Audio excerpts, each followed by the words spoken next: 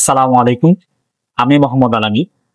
আজকে আমরা এমন একটি বিষয় নিয়ে কথা বলব, যে বিষয়টি আমাদের সাধারণ মানুষের জীবন অথবা একজন মানুষের জীবনের গুরুত্বপূর্ণ একটি স্থান দেয়। সেটি হচ্ছে শিক্ষা। শিক্ষা আসলে কি?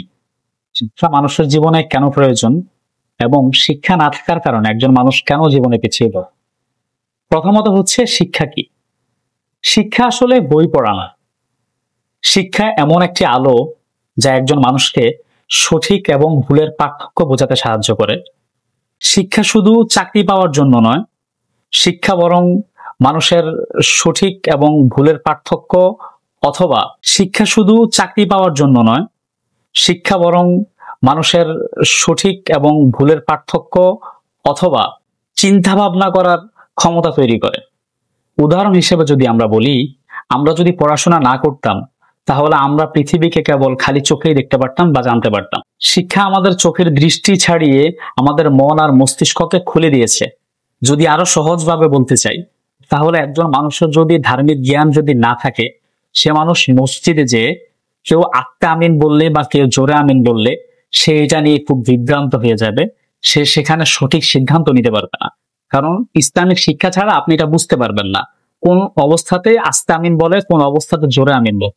একজন মানুষের সঠিক শিক্ষা না থাকলে একজন মানুষ এতটা পিছিয়ে পড়তে পারে, যেমন একজন মানুষ শিক্ষা না থাকলে তার পিছনে মানুষ অনেক কথা বলবে বা তাকে মানুষ সমালোচনা করবে।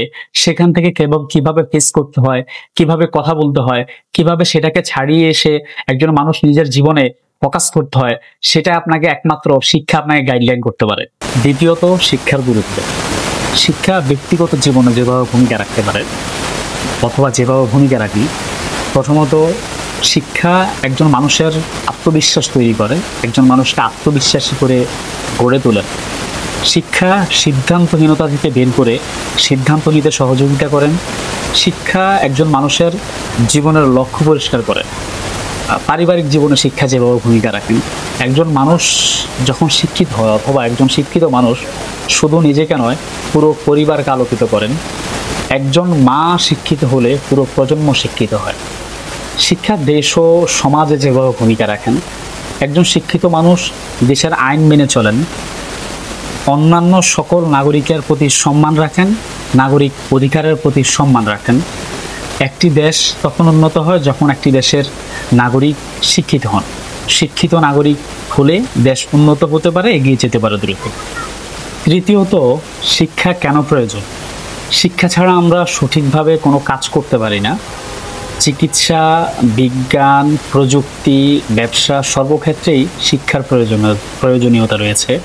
শিক্ষা শুধু একজন মানুষকে ভালো কর্মী বানায় না, ভালো মানুষও বানায়। উদাহরণ হিসেবে আমরা বলতে পারি, একজন মানুষ, শিক্ষিত মানুষ আর একজন নিরক্ষর মানুষের মধ্যে পার্থক্য রয়েছে অন্ধকার এবং আলোর মতো। অন্ধকারে সবকিছু থাকলেও দেখা যায় না, অন্যদিকে আলো আসলেই সবকিছু পরিষ্কার হয়ে যায়। আর শিক্ষা হচ্ছে সে আলো।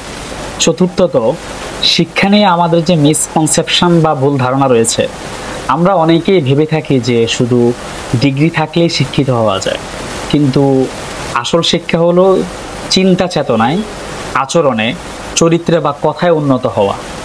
শুধু পাশ করলেই আসলে শিক্ষিত হওয়া যায় না, শিক্ষাই হলো আসল শিক্ষা।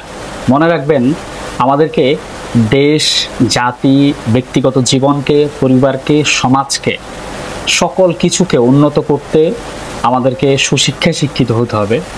শিক্ষা মানুষকে শুধু সফলই করে না, শিক্ষা মানুষকেও মানুষ বানায়। ধন্যবাদ।